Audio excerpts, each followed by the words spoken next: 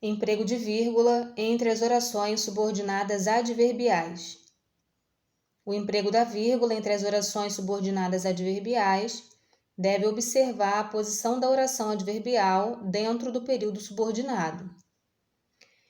Quando a oração adverbial aparecer no final do período, sua posição na ordem direta, o emprego da vírgula não é necessário. Você deve voltar para casa quando começar a chover. Observe que neste período, a oração principal, você deve voltar para casa, aparece no início, sendo apresentada depois, quando começar a chover, a oração subordinada adverbial. Neste caso, com valor de tempo, apresentando a circunstância de tempo. Quando a construção do período é feita na ordem direta, sendo apresentada primeiro a oração principal e depois a oração subordinada adverbial, a vírgula não é necessária. Ela pode ser empregada se houver a necessidade, a intenção de enfatizar, destacar, chamar a atenção para a oração subordinada adverbial. Quando a oração adverbial aparecer no início do período, o emprego da vírgula é obrigatório. Quando começar a chover, vírgula, você deve voltar para casa. Neste período, observamos uma construção diferente do período inicial, do período anterior. Aqui nós iniciamos o período com a oração subordinada adverbial e depois acrescenta-se a oração principal. Como o período foi iniciado pela oração subordinada adverbial, a vírgula no final desta oração passa a ser obrigatória.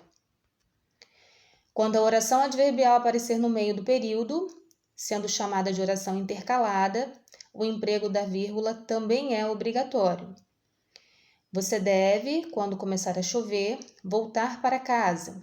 Observe que neste período, nesta construção, a oração subordinada adverbial foi introduzida no meio da oração principal, devendo ser apresentada uma vírgula antes da oração subordinada adverbial e uma vírgula depois, porque nesse contexto a oração agora está intercalada. Nesses dois exemplos é possível verificar, confirmar o que foi dito anteriormente. Não fui à festa porque estava doente. Nessa construção, o período observou a ordem direta. Não fui à festa é a oração principal, porque estava doente a oração subordinada adverbial, a vírgula, portanto, não foi empregada.